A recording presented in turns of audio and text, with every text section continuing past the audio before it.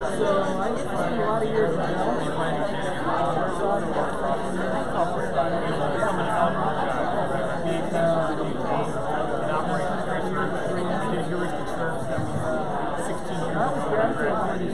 Okay. Hello. Hello. Hello. Hello. Excuse me. Excuse me. Okay. So I think well, that's we can continue the conversations and we can continue the networking after the evening. But this is just to make sure that you all, because some people may leave early and some people may leave a little late. So I just want to make sure you have your connections before you go out of this room. So one last question before we move on. How many of you have a product or idea or a startup that you're already working on? Just a show of hands. Okay, wonderful. And how many of you are investors? There's one investor there, and a lot of startups. So you know who to talk to now. I think that's what I wanted. So just wanted to get a mix of the audience and what the mix of the audience is before we move on. Okay, so I'm really excited to have this session today. A lot of people have asked about accelerators and incubators and all these questions that I was not able to answer. So I said, let's have a session, and I will bring in the experts. And I'm really happy to have like 4 accelerators represented here today. We have Capital Factory, Mass Challenge, Tarmac, and Techstars. And I'll ask them to join us on the chairs.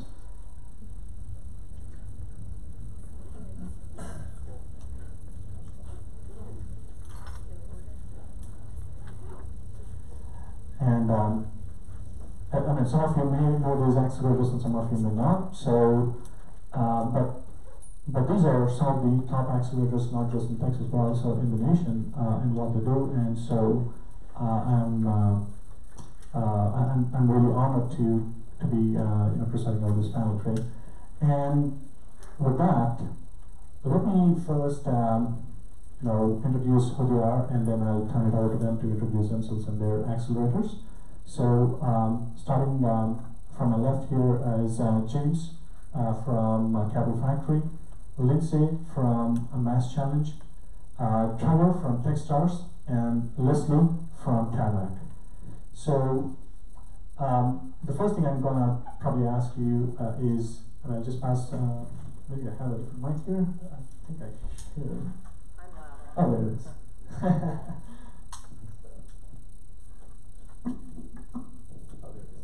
So just wanted to give you a chance to introduce what accelerators you're part of, and a few words about your accelerators and about yourselves, if you want. How's it going, everybody? James Kadanak. Feel free to call me Jamie. I do work for Capital Factory, a venture associate here at Capital Factory. We do call ourselves a center of entrepreneurship here in Texas. We say it proudly. And our accelerator is more of a network-based, network-focused accelerator. And I'll be able to touch upon that a little bit as we chat further today. Hi, I'm Lindsay Linfeld. I'm the Senior Operations Director from Mass Challenge here in Texas. So Mass Challenge is a global company, a global accelerator, but we launched Texas last year. This is our 2nd year here in Austin. Our main focus, our main mission is to help entrepreneurs win. My personal background, I came from a startup for 6 years, and it's hard. So it's really fun from my side now, being on the accelerator side, to see you guys grow, and it's an amazing journey. So I'm glad I'm here. Thanks. Hey, I'm Trevor, the program director for our 2 accelerators here in Austin. So we run Techstars Austin, which is horizontal, not industry focused, and then Techstars Impact, which invests in for-profit mission-driven companies.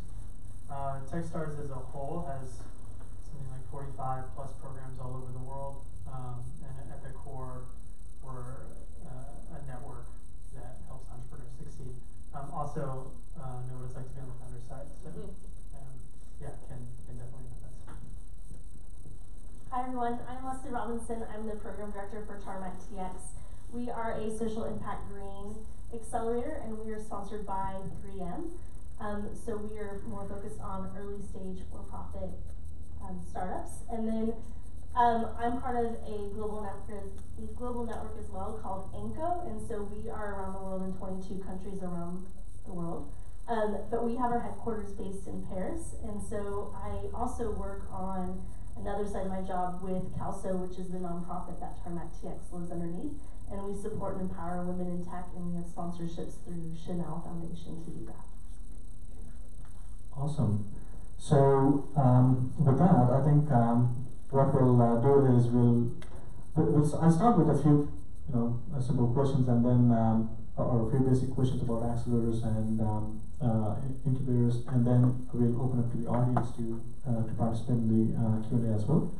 So just to start off, we hear about accelerators, we hear about incubators and all these things. So does anyone want to just give a quick distinction between what those two are? Anyone of you? It doesn't matter. I can kind of kick things off. I think accelerators have a lot of different stages where you can participate in. There's, I guess, the incubator side of things, which feels more on the ideation side of things, where you got an idea but you're not really sure where to start, or you're kind of trying to figure out a little bit of market validation on that side of things. Then there's the accelerator side of things, where maybe you have some product market fit, and you're looking to really take things to the next level. Hence the term accelerator. But does anybody else want to add anything to that?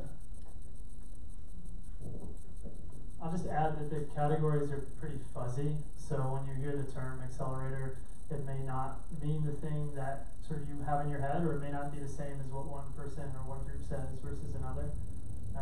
Same thing on the incubator side. You're probably going to hear accelerator a lot more than incubator. It just tends to be, that's how sort of the branding, the focus is sort of went out. So with that cleared up, so among these four accelerators we have here, are you just purely accelerators, or do you also do any incubation kind of programs in your? So Trevor's absolutely right, it is a little bit fuzzy, and so I think it's easiest for Tarmac TX, actually we call ourselves an incubator accelerator just to confuse everyone a little bit more. But in terms of like how we're different in the market, and so what that looks like is that because of the partnership with 3M, we actually have mentors with 3M staff here at the Innovation Center in Austin. So our startups, we have 9 startups in a cohort, and we're in our 3rd cohort, and we are actually about to announce our 4th cohort on Friday, March 1st, so that's really exciting for us. That's the thing I think that makes Tarmac TX different with the landscape here in Austin, is that relationship with 3M, and those mentors are with you throughout the journey. So we're a longer accelerator in that we are 9 months versus some that are 3 months or 6 months or even less or more than that, but we are going to do our 4th cohort at 5 months. So it's a little bit less structured than an accelerator, and so that's why I think it's fair to also call us an incubator. But I think it really depends on the founder and the startup of what they want to get out of the experience and how aggressively they want to meet with the mentors or take advantage of the different resources that the program has to offer, and I think then that speeds up the journey or slows it down. And it depends on what stage you're in as well, and whether you're ready to put your head down and do the work, or if you want to do the networking and the fundraising. So I think that's kind of why we get to be flexible with that term. Yeah, so from our perspective, we run not just the accelerator programs, but a bunch of other things. So on the very early side, so just sort of, hey, I'm interested in this startup thing, I wonder what it's like. Most of the startup weeks around the world are Techstars programs. This one, actually the one in Austin, isn't. It's started by 2 individuals, Josh and Jacqueline Hughes used to be at Techstars. Then we do startup weekends, which are like, hey, let's just come together and start a business over 36 hours. And then we have our accelerator programs, which are like, okay, these are in residence, 3 months long, highly intensive. We make investments in those companies. And then we actually have a thing that we just launched called Startup Techstars Studio, which is actually us launching companies from within our network. So founders and corporate partners are the people within Techstars launching businesses. So Mass Challenge is almost 100% focused on the accelerator portion. So we are a 4-month accelerator that we run one time every year across all of our programs. And it's a very intensive program. We offer lots of curriculum and mentorship. We offer several pitch rounds of judging as well, like Shark Tank style pitching sessions that you can get feedback on, as well as awards, cash awards at the end. It's a little bit different for us that we are a nonprofit, so we don't take any equity from our startups. And so we do a lot of fundraising for our company. So where we, while we're primarily focused on the accelerator piece, we also have some partnerships with the corporations that want to get something from our startups as well, whether it's just meet them. So we offer that kind of stuff year round, but our focus is the accelerator itself. Capital Factory doesn't have a formal incubator program. We focus on the accelerator as well, but we do consider co-working out of Capital Factory a form of incubation. We say that because there is about 60% of our mentor network that is available to co-working members. So if you were to hack it and maybe do a month or two, so that you're not kind of putting that cost out there for maybe 12 months, it's a month by month type of basis for co-working at a Capital Factory. So that's a way that you can kind of just come to the space, maybe for a month, maybe 2 months, meet with mentors, meet with as many as you can during that week to kind of iron out the idea that you're working on, or just meet people, bounce ideas off of each other, and just meet like-minded individuals. Because I mean, in the space that's co-working here, there's pre-revenue companies, there's ideation companies, there's Series A companies. So just kind of leveraging the community that is here is its own form of incubation in our mind and how we see it. Awesome. So for a startup founder, a lot of times when I interact with folks here, some of them ask me, hey, what's the right time for me to think about whether joining an incubator or an accelerator? Is there I mean, I know it's too generic an advice to say this is the right time, but in your minds, I mean, what would be the best times for, in special cases, if you will, whether to join, I mean, when to join, basically, when to even think about it? Yeah, that's a good question. I think honestly you want to try and meet people at that accelerator and try to figure out for themselves, because Capital Factory isn't Mass Challenge, which isn't Techstars, which isn't Tarmac. We're each going to have different stages where we meet with companies. Capital Factory focuses on MVP and traction, because a lot of our network is looking for those types of companies to end up investing in. We want to make those connections for you. So, I mean, building relationships with accelerators want to meet startups because they want to be able to help startups. Like my goal is to get out in the community, meet as many startups as I can to see if there's a way that we can apply our resources for these companies. And I think everybody up on this panel would probably echo the same thing, but I'll let them kind of speak for themselves. But just getting out there, building relationships with these accelerators, trying to either get a card or get on an email thread or get introduced some way. To try and figure out yourselves would be a really great way to try and figure out when the right stage is for you. Yeah, really good points. For me, I think you're never going to have enough time to join an accelerator. There's never a good time to join an accelerator, because as a startup, you probably never said to yourself, I've got a lot of time on my hands. I think maybe I'll join an accelerator. Like, that's not going to happen. If that is something that you've said to yourself, then you're probably not doing it right. So I think when you're looking for that momentum is probably the right time to join an accelerator. Because when you want to learn a language, right, you want to be immersed in that language. It's the best way to learn a language. So when you're in an accelerator, you're just immersed in that world. So you can get other ideas from other co-founders, other entrepreneurs, other experts and mentors, and you're just living and breathing your startup, but you're also starting to ask and see questions from different angles and other people bring up different points. They're seeing how other people are solving things. So it's just, it inspires a lot more creativity and a lot more problem solving.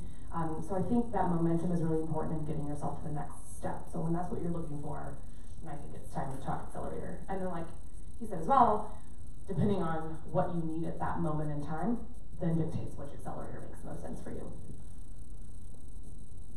Sounds good. Yeah, I've been in the accelerator space here in Austin for 10 months, and I do feel like it's a little bit of choose your own adventure in terms of what accelerators and incubators exist. And one thing we're trying to do is navigate which accelerator or incubator makes the most sense for you on your journey. So that's one thing I've been really intentional about with Tarmac TX is to try to be niche in a way. So how many of you are early stage? Okay. How many of you are social impact? Keep raising your hands. Okay, early stage, social impact, green. Okay, so maybe Tarmac TX isn't a good fit for you. But I think that that's important to be able to know the personalities of each of the different accelerators so that you can apply and spend your energy where it makes the most sense. But that doesn't mean that I can't be a resource for you because we do have a great network with the other accelerators. And it's also something that we're working on internally as well, is to pipeline our startups to the next step, to the next accelerator that makes the most sense for them. So getting to know any of us, we might be able to make a connection to an accelerator that isn't up here on the panel. And that's our goal, is to be able to play matchmaker in a way for the startup to the accelerator on where it is that you are in your journey. Because when you win, we win. So I really do believe that Austin has that collaborative nature. So I think we already talked about when to join. So I know there's a couple of accelerators slowly starting their application process, and one accelerator already has their application process process in flow. So quickly, when is your next application due, or when is your next program starting? So Techstars Impact, the one that's focused on for-profit mission-driven companies, applications are open now, and they close April 7th, and the program starts in July. So you can just go to the website, fill out the application. More importantly, find myself or somebody else on the team and get time with us.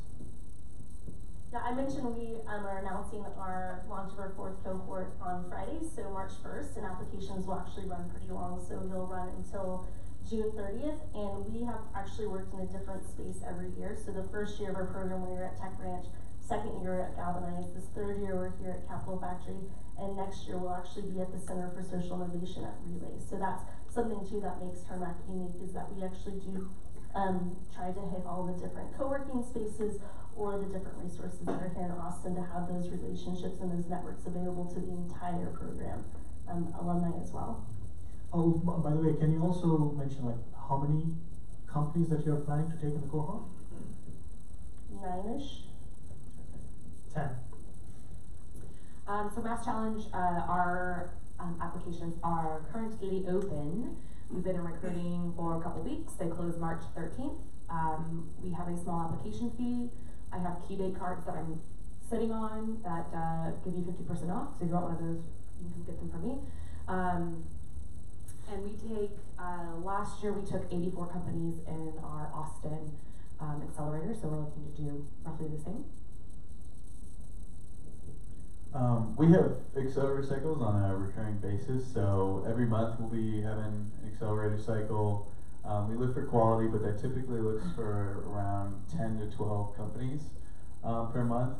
And we operate in a fairly unique way, so we're able to do so. We also have 100K challenges that we'll put on throughout the year, so Clean Tech is currently open, and then also AR/VR challenge is also open for the April timeframe. Those all will be closing in about the 3rd or 4th week of March, varies for each. And for the challenges, it'll be more of 5 to 6 companies will pitch in those challenges. So we work with a good amount of companies at a time, but we work at scale, so we figured it out. The other thing that a lot of people that when I interact also ask me, when we were first putting in our applications, were also wondering was, what's the criteria you look in the applicants that you potentially will select? You know. Yeah. So I mentioned a little bit earlier, MVP interaction is generally what Capital Factory looks for in applications. Just because of who our network is, the investors that we know here in Texas, the mentors that we can put you in touch with, employees that we want to hopefully put you in touch with as well. The power of what we do is connection. So who can we connect you with, and we want to make sure that we can make that connection. I use this as hyperbole, but Texas isn't the state where you're going to write your startup idea down on a napkin and get funded for it. It's very much of a bootstrapping mentality, something that hopefully we can end up breaking down a little bit as the risk-averse nature changes with time, and some success stories for investors. So we generally look for MVP interaction, and that looks like a variety of different things. Generally, people want to try and put it in a cookie cutter box. I would love to put it in a box to be able to describe it a little bit more, but it's generally an interaction that you can figure out with a venture associate like myself or one of my teammates here at Capital Factory. We're generally pretty open to having those conversations, and if you are a little bit too early, like Leslie mentioned, making sure that we can help you, direct you to a program or individuals who can help you kind of get to the next stage and maybe join Capital Factory. So Mass Challenge, we are for early stage startups. So the criteria that we have is if you are less than $500,000 in equity bearing funding or less than $1 million in revenue, then you're for us. We are industry agnostic as well, so all industries are welcome. All over the globe is welcome. And people do relocate here to Texas for those 4 months, which is, or even travel down every other week, which is pretty amazing. In terms of what we're looking for judging criteria, the best advice that I can give is demonstrate that there's a viable path forward for your success. So that just means that, hey, I've done my research, I've done my due diligence, I've put together a business plan. It may not be right. In fact, it probably isn't. It'll probably change as I learn more. But I've actually put in the effort and the time that I can flesh out some of these questions about the solution I'm trying to solve, the problem, the differentiator, my competitive landscape, all that good stuff. But if you can demonstrate that there's a viable path forward for your success and you put in the work, then I think an accelerator would be happy to welcome you. So I'll speak to both accelerators that we run here. For Techstars Austin, it's just in terms of like industry or stage, we're totally agnostic. For Techstars Impact, it's for-profit, mission-driven. And so what I mean by that is there needs to be some sort of metric that you're tracking towards, that you're trying to create impact in a specific social or environmental area, and then that impact needs to be directly embedded within the business model. So by that I mean, as you do more good, as you make more money, you do more good. So those things aren't different or disconnected from each other. In terms of judging criteria, sort of the standard answer at Techstars is team, and team. Sort of my version of that, or how I think about that is, do we have and can we get conviction around how you demonstrated the ability to build a really meaningful business? So we look at the CEO and the founding team. Can we really wrap our brains around that? And then, why are you working on this? Is there sort of a clear connection and a fit between that? And then finally, have you surrounded yourself, with the people that are going to help you succeed?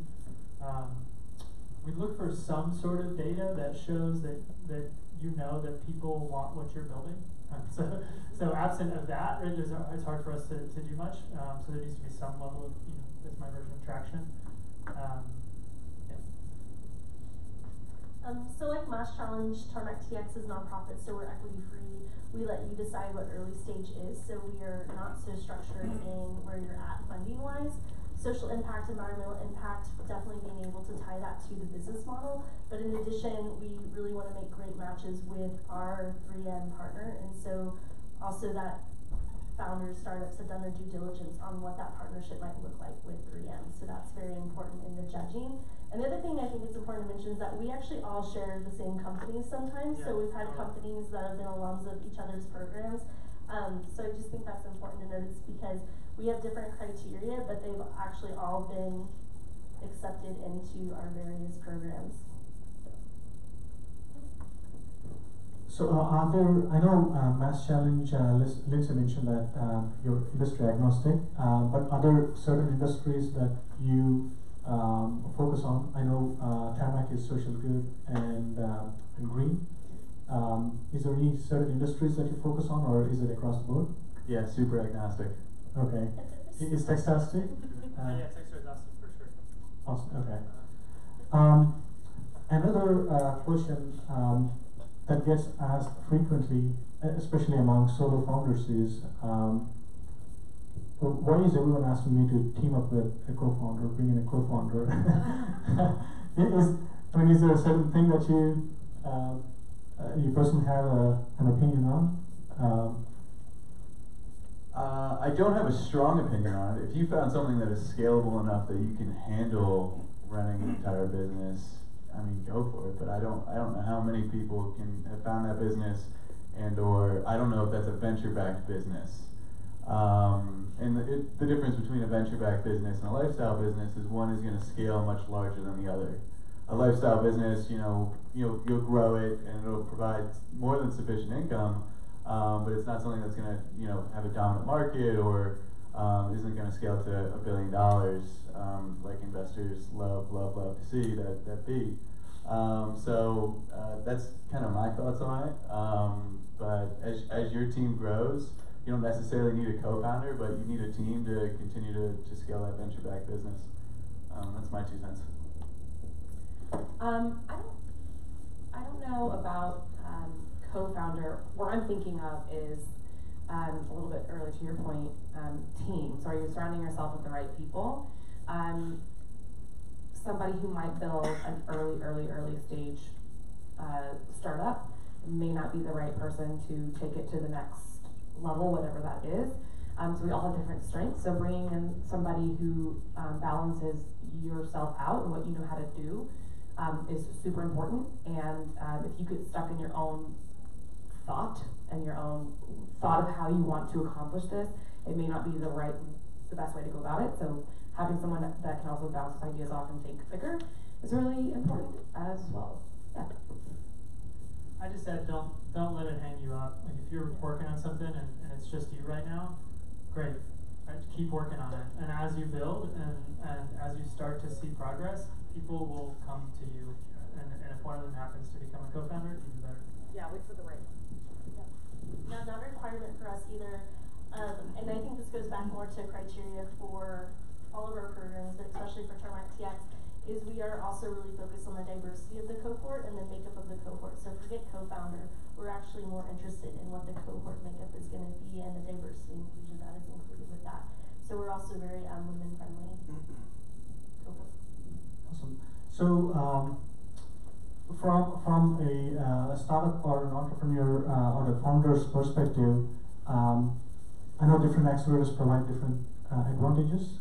I mean, it may be network, it may be the connections to the investors are actually the perks that come with joining an accelerator. So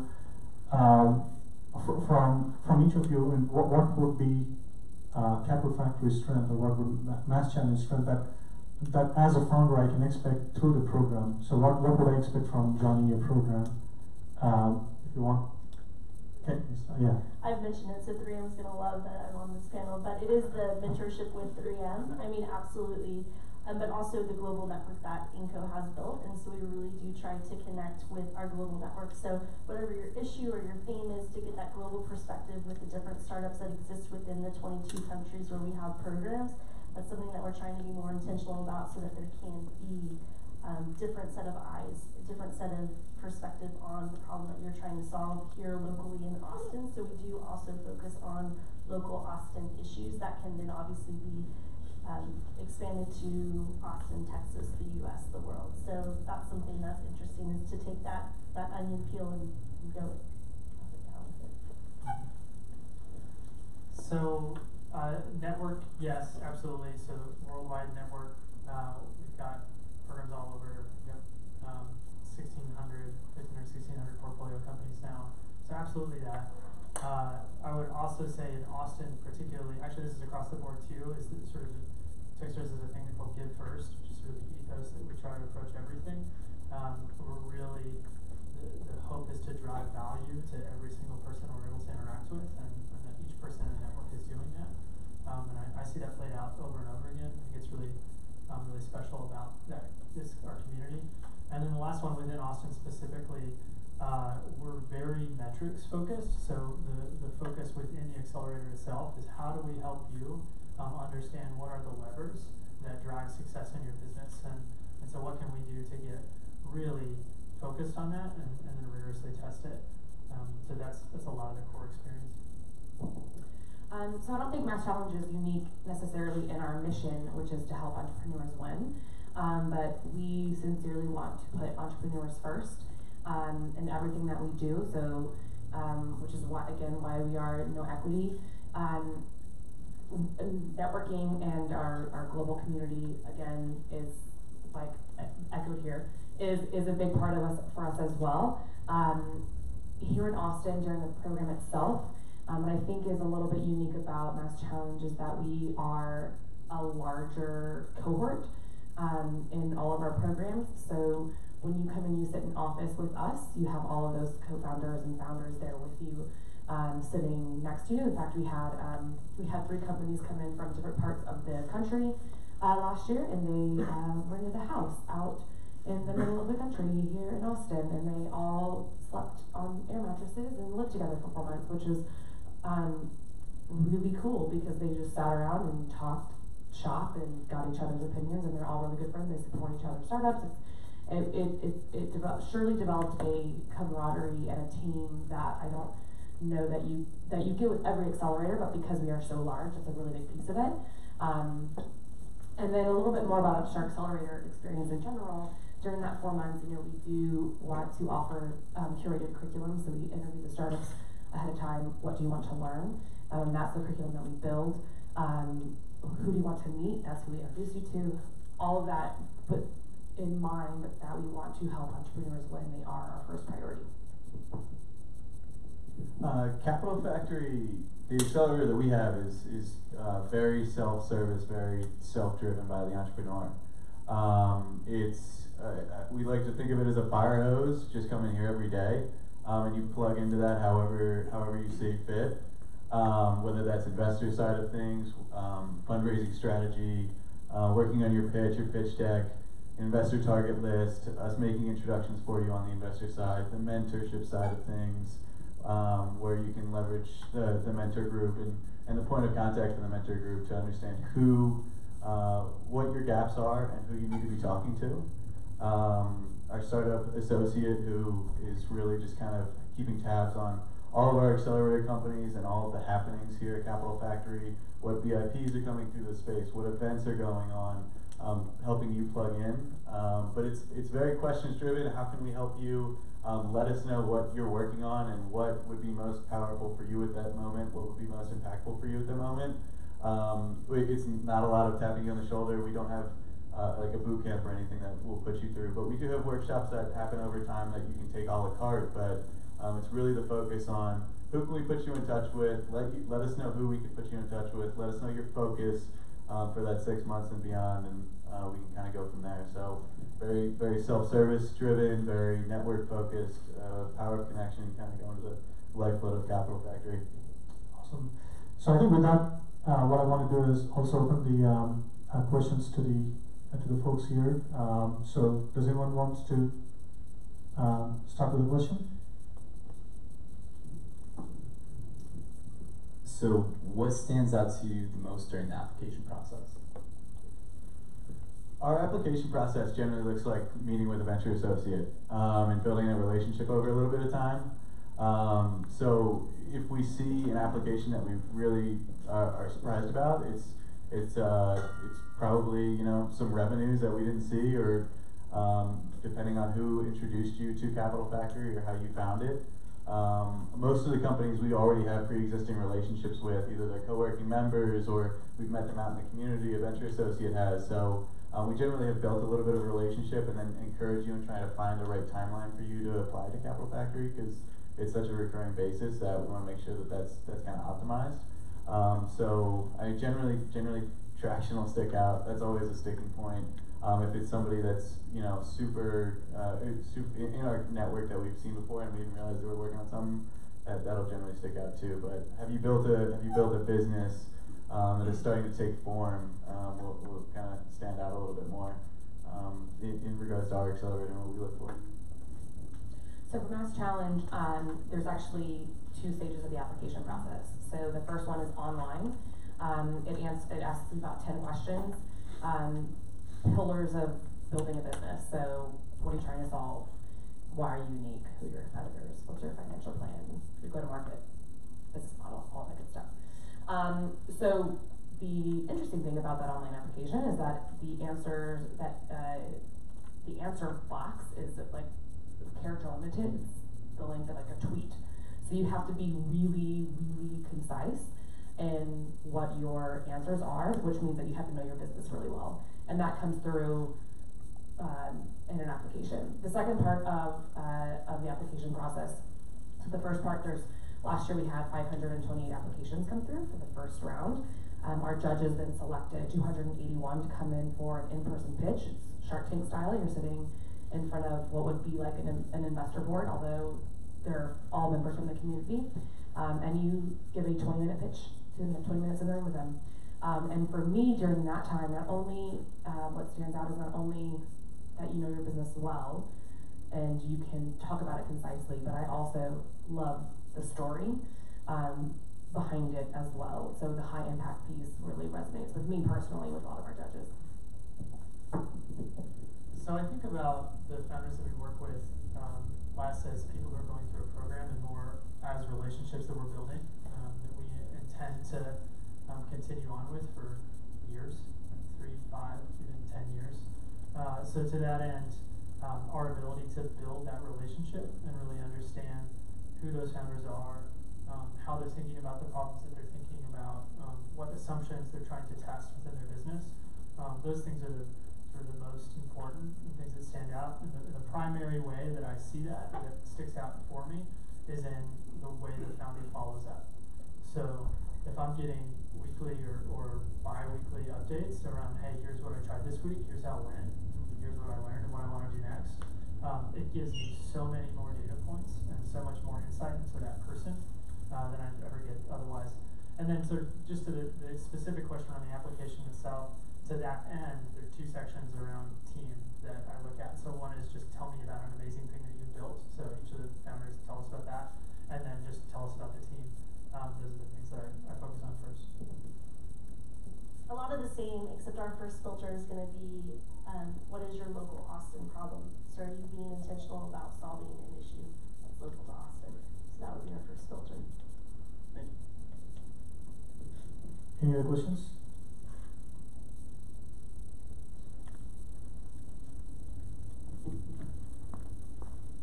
Thanks. Do you guys inject capital into the startups in your program? This is my first question. And then second, what does the investor introduction process look like? We do not inject capital into our startups, but we do try to build a network so that our startups can be connected with the right people. And that's just part of being our model. And so we do a demo day where we invite a lot of investors to come hear the pitches. So that's the culmination of our program. And that's ideally where a lot of those network connections are being made. Yeah, so we invest up to $120K in each company that we bring. Oh, sorry. The second, I forgot there's 2 parts to the question. I mean, it's still for me. Investor introduction. So yeah, so we do a couple things. We have a big demo day at the end, which is a big celebration of the program, and the startups get up and pitch, and it's great, it's fun. It's not that great for fundraising, so what we do in addition to that is we set up one-on-one conversations with investors that are in our network that are relevant and actually have a thesis that fits the companies that they're meeting with. So for founders, this tends to be anywhere from like 10 to 30 meetings that they're having one-on-one with investors that have said, yeah, I want to meet that company. So we take no equity, so we invest nothing. What we do is at the end of our program, we do 2 more rounds of in-person pitching, and the judges award up to $500,000 in no strings cash awards. That can be split in whichever ways they would like to split. Typically, it's across like 7 or 8 startups, anywhere between $25,000 and $100,000. And again, that's a check. Here's your dollars. We don't care what you do with it by vote. We hope you put it towards your startup fund. Here you go. You owe us nothing. And then in terms of investor relationships, so one thing I didn't mention about the judging application process is that we are not the judges at Mass Challenge. We actually source completely from the community. We source investors and VCs along with CEOs and other forms of experts, I guess. And so all of those people come in and do that judging process. Then we also invite them all to be mentors, and we also invite them all to network. We have a startup showcase. We do all those kinds of big events throughout the year as well. So a lot of our startups get connected to the investors through those events, if you as a startup show up and participate. Capital Factory does have a fund. We do not invest in every accelerator company that joins. The idea, kind of going and leading to the second point or second question that you had. I'm glad you said it. We don't do a demo day because it's not great for fundraising in what we've seen in the past. We've done demo days and it's not a great track record. So one-on-one introductions is generally how we tackle that. We want to make sure that you can start building a relationship with different VCs in the area, in Texas as a whole, or maybe even nationwide. We have a global co-investor network. Capital Factory's fund is a co-investment fund. So we want to put you in touch with your lead investor, and then let's have a conversation where we can help fill out maybe about 10% on the round or something like that. So that's typically what Capital Factory, how that operates. Any other questions? Alright, do you support international startups that are planning to enter the US market? We have a program called Touchdown Austin, where one of my colleagues, Ali, is the lead of that program. We help companies leverage the US as like a second market. There's another program in town, I think called International Accelerator. I think I'm getting that right. Kind of a similar process, but we work with Texas-focused companies. You have to be headquartered in Texas, whether that's Austin, Dallas, Houston, San Antonio, Amarillo, Odessa, whatever it is. Texas headquartered companies is what Capital Factory's accelerator looks for. We do support international companies, so you can be anywhere in the globe and apply to Mass Challenge. Last year we had 12 countries apply. We had several companies from around the globe, so we had several from Africa, different countries there. We had Greece come down as well. So whether you move here for 4 months or whether you come back and forth for those 4 months, I've seen it done both ways. And we've actually seen some of our companies go, I think I want to stick around and I'm going to open an office here because it's been really successful. So in terms of like helping you relocate, we can put you in touch with the right people. It's not something we do, but come on, come on. Yeah, I think if you're based somewhere else and you're looking to open up and expand within the U.S., my guess is Capital Factory is going to be your best resource there. We do definitely take international companies into our program, so they'll relocate here for 3 months, and sometimes they go back. Sometimes they decide to open up a U.S. office, and there are people who leverage our accelerator for that purpose. But it's we don't have like a specific program to facilitate that sort of secondary market expansion.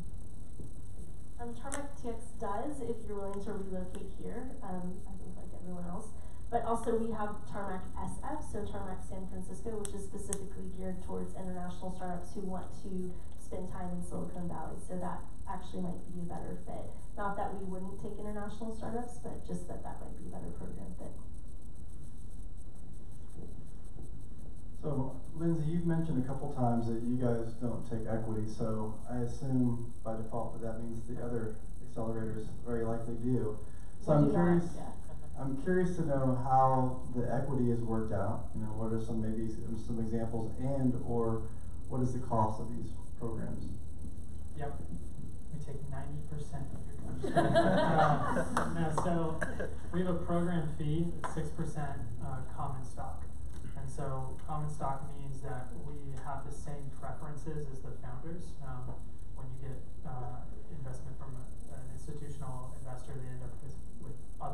preferences that basically stand up above yours so that they get paid first. We get diluted and sort of have the same preferences as you. So that's standard, that's the same across every program. And then in addition to that 6% fee, we offer every company, so there's, inclusive of that is the whole program and the $20,000. Then we, in addition, offer every company a $100,000 convertible note. And so a convertible note is basically, it starts as debt and then converts to equity. It's essentially just an easy way to invest in a company at an earlier stage. And there's a valuation cap to that note, which means that there's a certain amount that when you raise your next funding round, and it does have a price to it, when there's a valuation associated with it, for us that price can't go over a certain amount, so we get essentially a discount on the next round. That's how it works. Capital Factory is 1% common class equity, so you need to be C Corp to join, and that just makes our network, your network, is how we position that. So. Okay. Any other questions?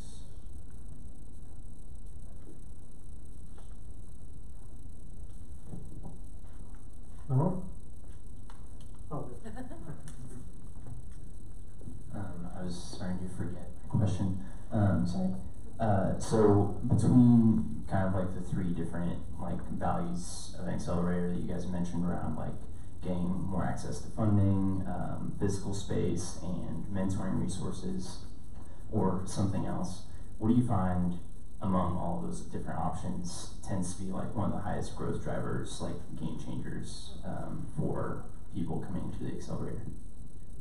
Yeah, one of the more impactful things that I think we're helpful with is sitting down with either directors or investor relations team and kind of really hone out that fundraising strategy. Because by the time you pick Capital Factory, like I mentioned earlier, like the business is starting to form and you're starting to find that product market fit. So how can we help you position your company and start making some of these early introductions before you open up the round to kind of say, hey, look, like you're meeting with an investor and you're saying, hey, this is where we're at today. This is where we're looking to go, and maybe in like 6 months we're gonna open up a round, and that's gonna take us here, and here. The idea there being that hopefully at that point when that initial conversation is had, they're already like, this is an investable business. I wish I could get in here now. So that's a strategy that we've seen be pretty helpful over the past year as we've started to kind of deploy that strategy. But the fundraising strategy, I think, is really where one of the more impactful areas that Capital Factory can help. I would say for Mass Challenge, we are, unlike Capital Factory, we are earlier stage. So it really depends on what your business needs at that stage in time. So whether you're like, you said a convertible note, I have no idea what that is. We'll teach you. So there are a couple different pillars of Mass Challenge, curriculum being one of them, along with all the other things we've mentioned. And so I've talked to a lot of our alumni, and it changes from each startup to startup, and just to get them to where they need to go next. Then they can walk into a Capital Factory and talk funding strategy. Yeah, for us it's the relationships. So it's the relationships with us as a team, with the founders. It's the relationship among the founders, right? That class of 10, their relationships with each other, and then the relationships with the mentor network. So as you basically through going through this experience, you'll have every single question asked of you that you could possibly be asked. Right? You'll see every possible direction that you could go, and you probably met somebody who went that direction and it failed, and they could tell you why it's a bad idea.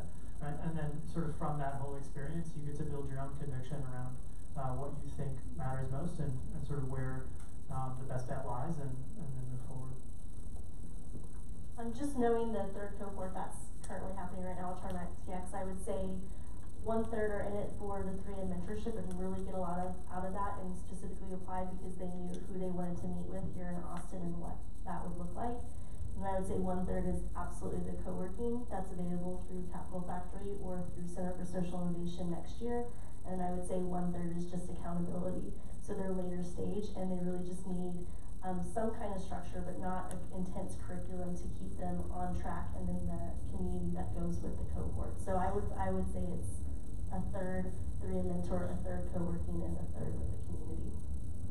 And just to piggyback on their answers, I mean, from the perspective of a startup that went through two accelerator programs, one was Realcoin, one was Mass Challenge.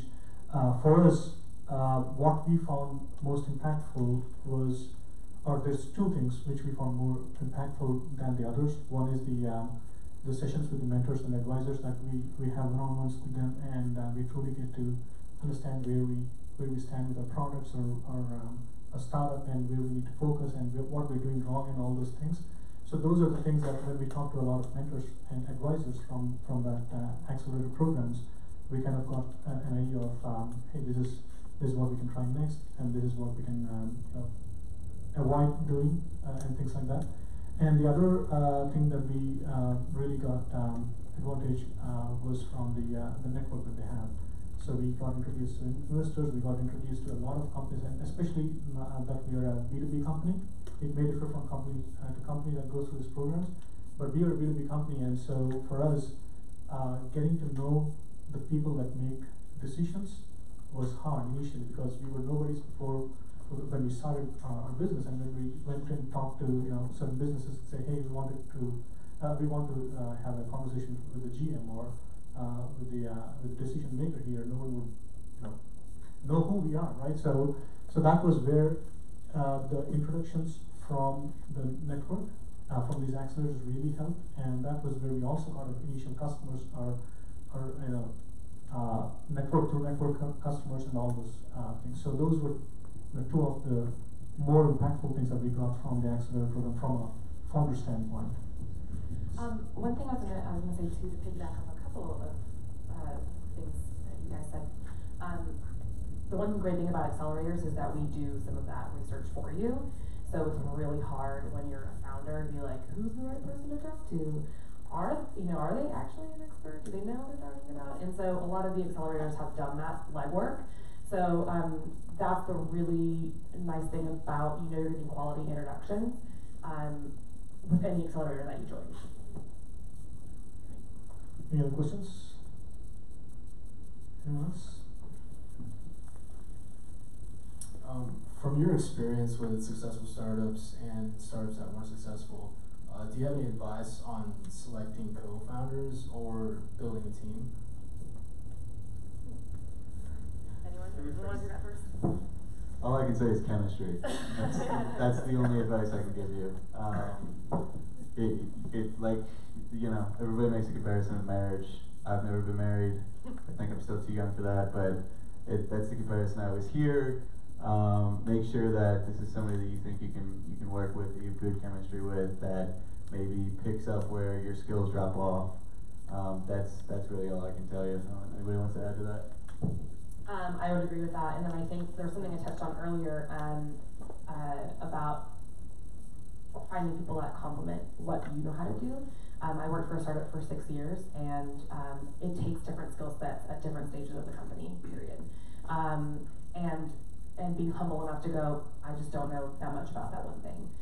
So finding someone that complements you that well, and also that you can work well together, because you're going to spend a lot of time together. Yeah, totally. So trust, how do you build that just core level, deep level trust with that other person? And I'd also say level of investment, like just like understanding how bought in they are to this thing, because it just gets freaking hard. And we've seen lots of founders that have left, co-founders that have left because it just got too hard, or they weren't just structurally set up to be able to take that kind of hard. And then I would look at if you're the CEO, their level of sort of trust and respect for you. I've seen several times where you sort of have a co-founder relationship, and the non-CEO starts talking over the CEO, and it's immediately a red flag. And then the last thing I would say is clear fit and roles, like you said. So who's making it, right? Who's selling it? Is there like a clear sense of why that person is in that seat, and how it builds the bigger whole? Yes, and I would just add the ability to celebrate successes, because the co-founders that I've seen who've been the most successful and have kind of ridden out the crap that comes along the way have really celebrated the successes, however small they are, and that's been really important. And that's been echoed a couple times through founder conversations I've had, is just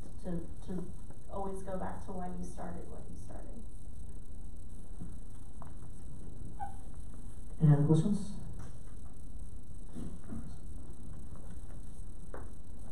Alright, given that you've worked with a lot of startups, what are some of the lessons learned that you can share with us on what makes them successful, what makes them fail?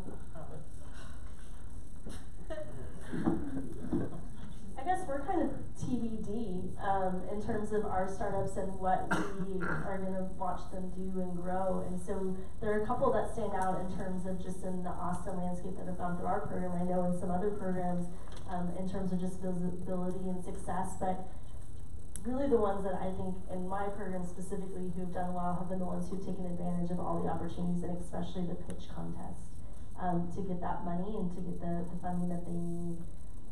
So that's been, I think, a big strategy that they've used. That's my opinion, is they've really taken advantage of the ecosystem that was here in Austin. I've come to believe that there are a lot of different ways to build a successful business and very few to destroy them, right, or to fail. And at the core of those few, there are things like lack of trust with your team and ability to form that bond, a disconnection from the customer, the person that you're serving, and a lack of understanding of the problem that you're trying to solve. And maybe just the last one would be an inability to take in new feedback. So the founders who are able to have that feedback loop and really respond quickly to new information as they get it and build on it tend to grow the fastest. That's a really tough question. I've seen startups fail because they had something amazing, but the founders weren't the right people to lead the organization. I've seen startups fail because of timing, being in the market too early, being in the market too late.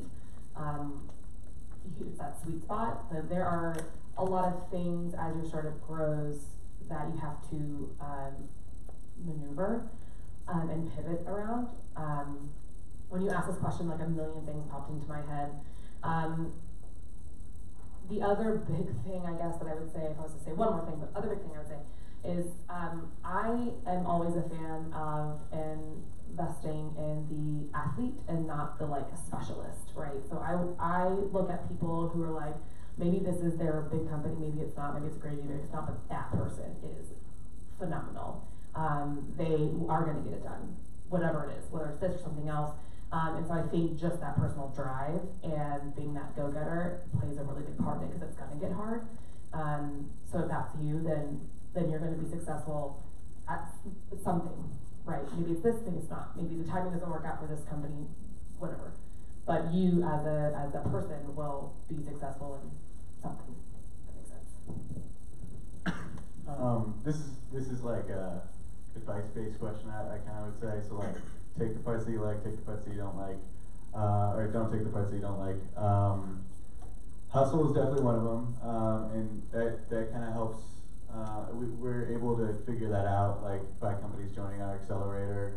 We invest in companies who are super like hustlers in their own right, in terms of like making sure that they're asking us the right questions and being really wise with their time. Because I don't mean hustle in terms of like Gary V work 30 hours a day type of stuff. I mean hustle is in like understanding what your solution is, the mission you're going after, and attacking it relentlessly. So that's kind of one area, and it'll show kind of in the team whether or not that's there. So that's something that investors will look for and will help take you to the next level. And then also relationships are kind of just big. Don't burn bridges. If you don't have a great conversation, at least you have that connection, and now try and continue to nurture it, because it might not be, or it might help you 5 years from now in a completely bizarre situation. I know people who have mentioned about time over time about these relationships that they had from like 10 years ago that just popped up and completely opened a new door for them. So I think relationships will definitely help you, but yeah, it's the toughest question of them all that you just asked right there. For one of.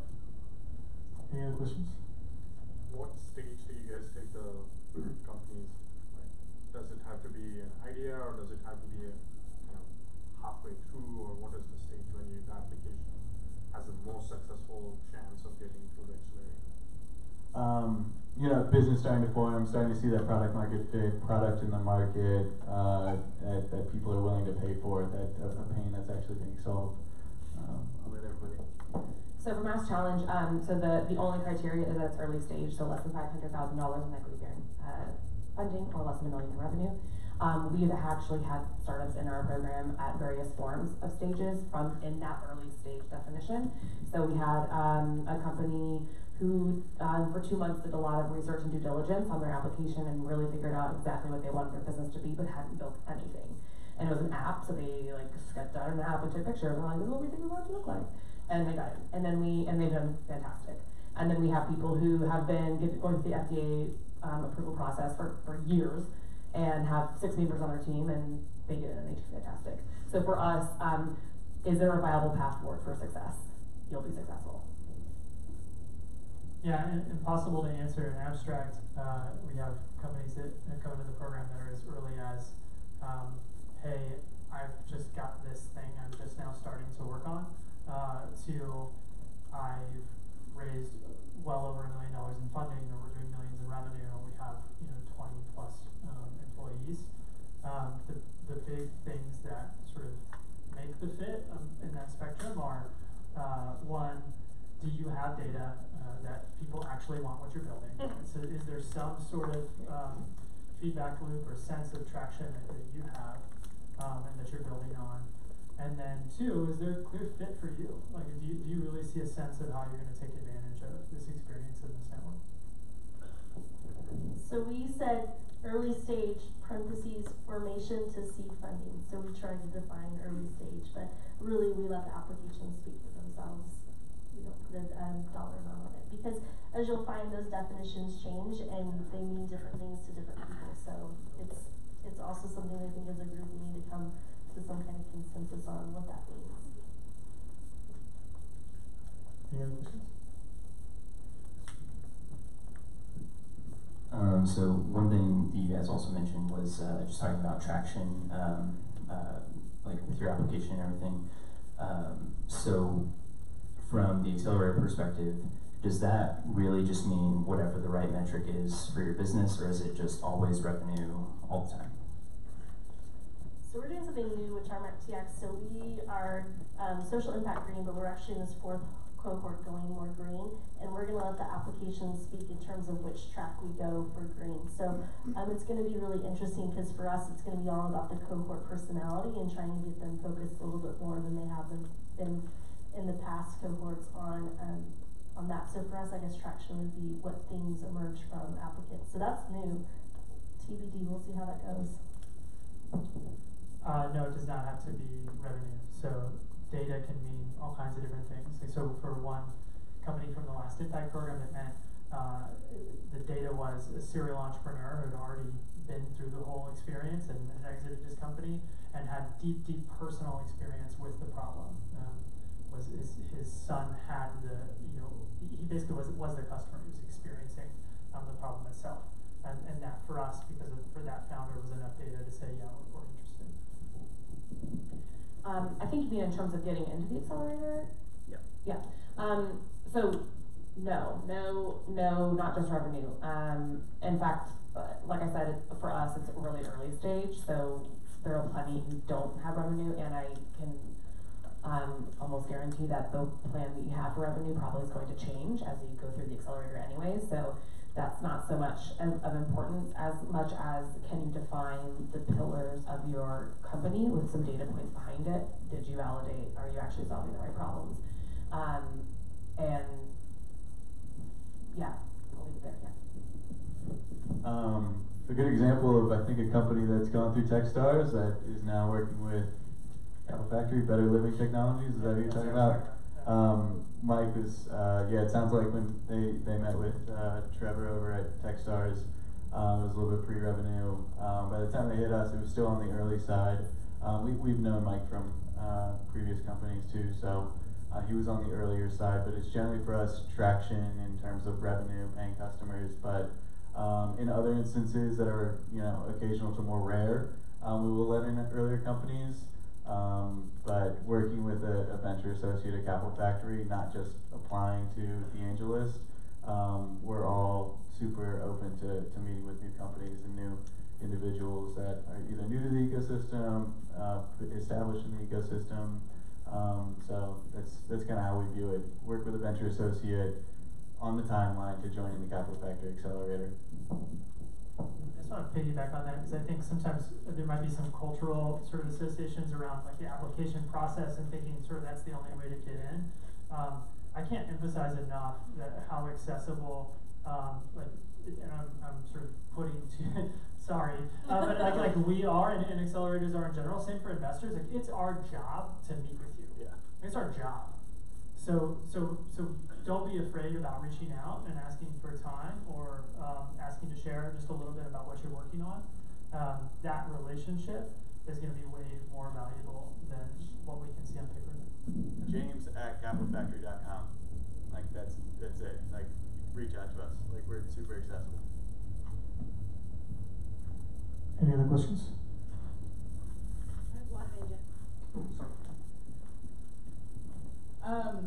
Is there a reason that you guys personally work in the accelerator space instead of the startup space?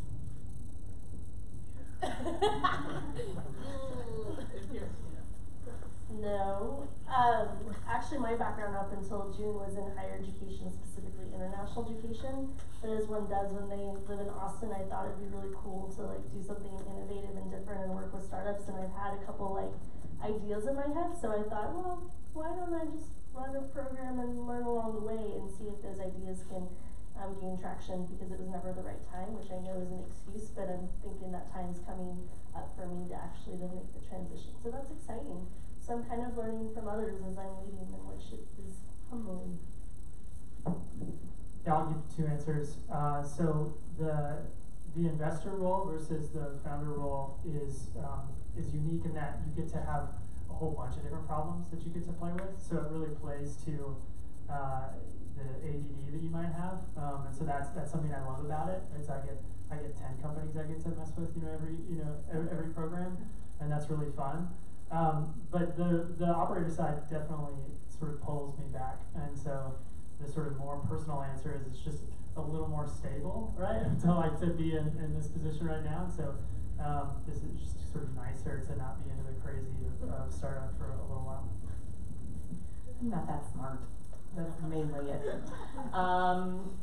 I worked for a startup for 6 years. It's crazy, but what at that time with that particular company, I wasn't solving any big problems. It was a mobile payment app, and I'm like, yeah, that's cool. And my personal mission right now is to impact the world in some way, and I don't know what that means. And I know there are tons of smart people out there who are much smarter than me, who have great ideas. So when Mass Challenge found me on LinkedIn, I was like, this crazy company, getting me on LinkedIn. And I was like, oh wow, they really just care about helping entrepreneurs win for real, like that's the mission. And I don't know that I know how to change the world, but some of these startups are going to change the world. So can I help impact in that way? I've worked for a startup, I've worked for a big corporation. I know what I like a lot better. Capital Factory has allowed me a position to help a lot of entrepreneurs kind of pursue their passion. And I don't know my own future. So it's kind of right place, right time at the moment, and we'll continue to follow on that path. Thank you. Anyone else? Any other questions? I have a question. How often do y'all invest in a company that's very similar to something that's already out there? So, for instance, I guess an example would be there's already like a like a Lime scooter, right? But then Spin came out right after that, or whatever, like Lyft or Bird. So, how often do y'all invest in companies that are very similar to those, or I'm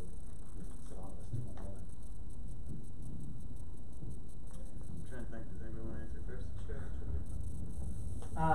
So I would say it's kind of a factor and not a factor at all. So one of the companies from last year, the Techstars Austin program, is a company called Skipper. They're on-demand dog walking. There are some really big players in that space already. WAG, Rover. We were more than happy to invest in this company because of the founder. If you're chasing a trend, I think we're gonna see that pretty quickly, and that's gonna be pretty antithetical to what we're interested in. But it doesn't scare us that there are big people in this space already. Piggybacking off of that, like if it's a founder that we know that's kind of going after something that's super impressive, then we'll probably invest. Maybe there's some social proof there where they've exited a couple times or one time or something along those lines. We try to stay on an investment thesis of, invest people we know and know well, whether that's through the accelerator or our own network. That's kind of the focus there. I don't think we're afraid to invest in something that's already out there if we think that the company that we're investing in can get a lot of market share. But to my mind, there's not really major overlap in any companies that we've invested in. But I could probably be pretty easily proven wrong on that as well. So I kind of going back to it's a factor but a non-factor at the same time, depending on the situation. Any other questions? Okay, thank you all for being part of this panel and answering all these questions patiently. I know the panel discussion is done, but then there's one thing that we do before we leave, which is, I know when I asked how many of you are working on your own startups, if you raise your hands. So this is the time to give a shout out to your company or your product or your service. So we all know, and maybe if you want me to include it in the newsletter, let me know. Anyone wants to talk about their startup or app or idea or product or service? Sure. Hi, I'm Rochelle Lynn. I'm the founder of Just Happy Hours. It's a mobile app that helps people meet new people in at happy hour events that they set up on the app. And then on the other side, it also helps restaurants make more money from their happy hours and other special events. So we sell memberships for that. And it's in development and will fully launch in late spring, early summer.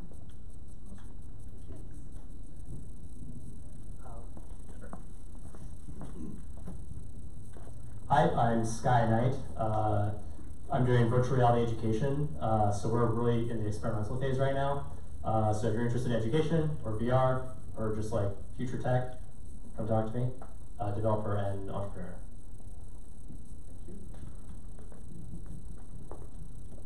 I'm the founder of a SaaS application for real estate investors that helps the investor evaluate a property for purchase and resale. What's it called? It's called House Hacker.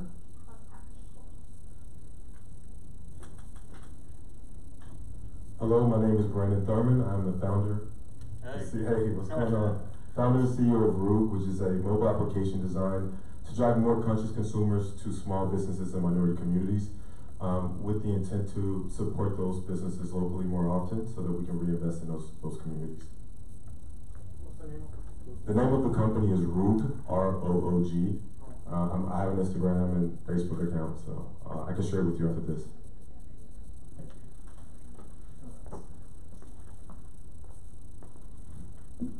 Hi, my name is Chris. I'm the founder and CEO of Creation Crate. With Creation Crate, we're bringing education into the 21st century. So the example I like to use is if you take a subject like chemistry, on paper, chemistry is pretty boring to most people. It's a bunch of formulas and letters. But once you throw Mentos into a Coke bottle, all of a sudden it becomes interesting. And that's because when you show the real world application of knowledge, learning stops being a chore and it actually becomes fun. So that's what we're doing at scale. We're bringing hands-on learning to education, and we're doing that with the first platform to combine e-learning with hands-on projects. The company name? Company name is Creation Crate. We're together. Hey, I'm Catherine Chen, and this is Mike Minotto. We're representing a Good Citizen Network. And this is a local Austin-based social network for good. I will let our CEO talk about in more detail about GCN. Yeah, so basically what Catherine and I have done is built a community-based social network. We do a lot of content publishing and discovery in the social impact space. We have people on our platform that are nonprofits and for-profit organizations, people who want to volunteer, donate, and publish and consume content about good stuff that's happening in the world. Yeah, you know, positive activities, and good social impact. So if you're thinking about what's the analogous, we are building a TripAdvisor for social impact. So everybody contribute the article blogs, videos, sharing inspiration stories. You know, last summer I was building with Wells Fargo on Habitat for Humanity project. There's tons of pictures, exciting pictures taken based on that project. So it could be for-profit, non-profit, it's all about the social impact. Is it already in the... Yes, it's a production ready, and we have a few hundred users. Here's our challenge, and we need to want to get into the capital factories or all different kind of a salary program.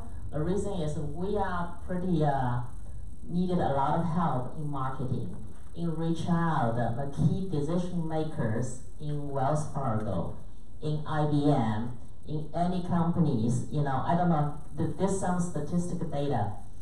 Those for-profit companies, they spent $20 billion last year alone in social impact initiatives, and yet not a lot of people knowing that.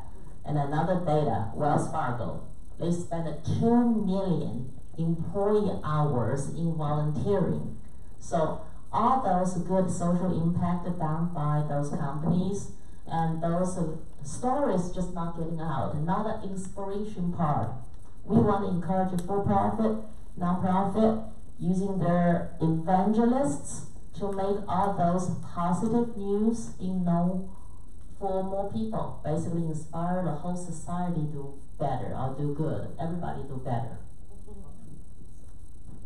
Thank you. And if anyone has connections to folks in decision makers in IBM or Wells Fargo or any of those companies that have social impact programs, please do reach out to. Oh. I know someone at 3M. Awesome. We need to talk to you. Hi, I'm George Postel. I'm president and treasurer of Austin Developer Community. We're a 50, well, actually, as of last week, we're a 501c3 nonprofit. We just got approved for that. Our mission statement is to further the cause of diversity and inclusion in the Austin tech community. We've been working really hard to get a hackathon to hire together. We've been pushing that further and further because we haven't found sponsorship yet. But we also are trying to just get people directly hired, both in the diversity inclusion sphere and just in general, because we feel the recruiter game is kind of nuts, really nuts. But anyway, if you visit austindevelopercommunity.com, you can learn more there. Thank you. So if any of you know people and companies that are hiring or that want to sponsor hackathons or any of those developer community events, please do reach out to George and austindevelopercommunity.com. Hi, I'm Dory, and I'm with Chastain Partners, and we provide accounting for startups. And two things that we help most frequently for people in the stage where you are is with forecast models. So when you're ready to pitch to investors and you need some numbers in your pitches, we do that on a project basis. And then when you start to have expenses and hopefully revenue, and you don't want to do your own bookkeeping, then we do that. And we have an affordable entry rate for startups because we want to support y'all. Awesome, thank you. And that's chastainpartners.com, right? Hi, my name is Colin. I've got an idea. It's called Forest. Could potentially involve some green benefit to the world. It's essentially a Facebook and Slack mashup. But if you took an instance of Slack and put that within another Slack and within another, so groups of groups of groups, and wrap that all up in kind of Facebook social networking elements, gave every user multiple profiles, so you can interact with all their different groups based on their different personas, essentially. Wrap all that up in a big nice tree theme, and donate some of the profit to green causes, et cetera, et cetera. That's the nature of my idea. It's kind of creative. I'm looking for programmers. I'm a web designer, so I've got the whole thing designed, and I do video, so I've got a whole video animation as an introduction toward it. But yeah, looking for really good coders to help me co-found this thing. So I'm Colin. Come find me if you want to help build it. Awesome. And George may have some connections to programmers. He also runs the programmer community meetup. So, anyone else? Okay. Awesome. Thank you all. We have the space till 8:30, but we can extend till 9. You can all network, and after 9 we have to slowly move out into the lobby. So, thank you all for coming. And if you want to reach out to me, or there's also Lily. I think there is. Lily is also a co-host, and she has a vast network. So if you want to reach out to anyone in the network, contact Lily or me, and these are our email addresses here. So thank you all for coming, and hope you all had a good time and some worthwhile time here. Thank you.